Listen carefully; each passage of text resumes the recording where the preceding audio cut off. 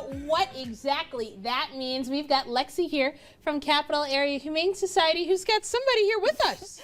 Yeah, I brought little Chip here. He is 2 months old. He's super sweet, super social. Has just been getting so much love here at the studio today. And I'm sure he would bring so much love to your new family. I see that now. You said 2 months old. Is it true that dog years, human years, two different things? Yeah, of course, you know, dogs unfortunately don't live as long as humans, so their growth scale is going to be a little bit different, both in terms of their physical size as well as their mental age. Okay. 2-month-old puppy, he is just in that prime where he is ready to start learning, working on training, housebreaking, basic obedience, and really turning into that adult dog that you're going to want to see someday. So right now, unfortunately, he doesn't have much of that knowledge yet. He is going to be very similar to most human toddlers in terms of his knowledge level, but they do learn very quickly. So definitely working with some of those more basic things, those sits, those lay downs, that house training. And as he gets older, you can definitely start to work in some of those more advanced tricks if you so choose. Yeah. Now, Lex, you brought up a really good point about house training. So let's say if you're someone like myself, right, you're at work for at least 8 hours a day.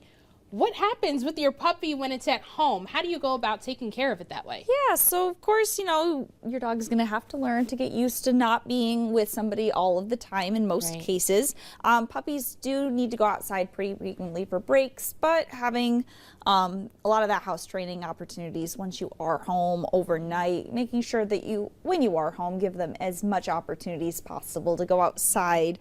Every family is different, and a lot of people can find ways to make it work best for them. And luckily, our adoption staff are experienced enough they can give you all the tips and tricks. And if you do have some difficulties moving forward, we have a behavior helpline, so you can call the shelter and we can give you additional tips and tricks if you need to. Okay. But dogs are very smart, so they do typically catch on pretty quickly, especially with positive encouragement, going outside. You know, rewards for going potty sounds silly, but I'm sure it's a thing parents of human kids do, and I know it's a thing parents of puppies do as well. So, you know, working with them and being patient. Okay, so making sure we get those rewards. Exactly. Look at this. He's already ready to come home to all of you right now. He's just itching to get up.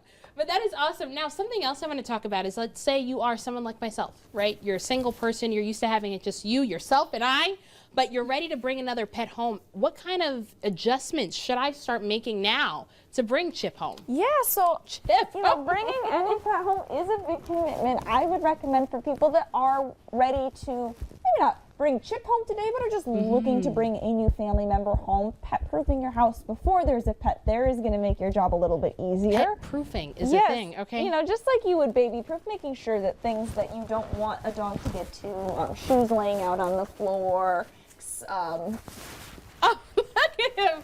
Chip is too excited. Chip, don't worry, they're going to take you home. Pup.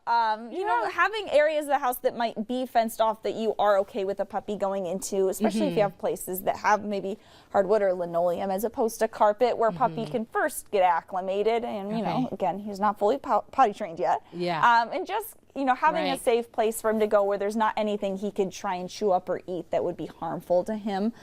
So puppy proofing your house before you bring one home. And you can do your research before you bring a new friend home. You know, decide what's going to work best for you in terms of food. We will send you home with a certain brand of food that we feed, but you can switch to whatever you want. Finding vet care that's going to be close to you that you're comfortable with, going out and getting all of those supplies, bowls, toys, blankets, all that stuff before you bring them home, so it's not quite as much of a transition once you have a little wiggly guy up in your house. But once they are home, just making sure you're spending time with them, playing with them, getting comfortable so that they get to, you know, start to see you as a member of their family and get comfortable. That's right. Well, Chip is certainly a handful, and if you're ready to take on that handful, everybody, don't worry, you can stop by the Capital Area Humane Society tonight before 7, correct? And you can take Chip home. But thank you so much for joining us here today and really breaking all of that down. I think a lot of these things are things that we need to be aware of, that bringing home a pet is a big commitment, so we got to be prepared for it.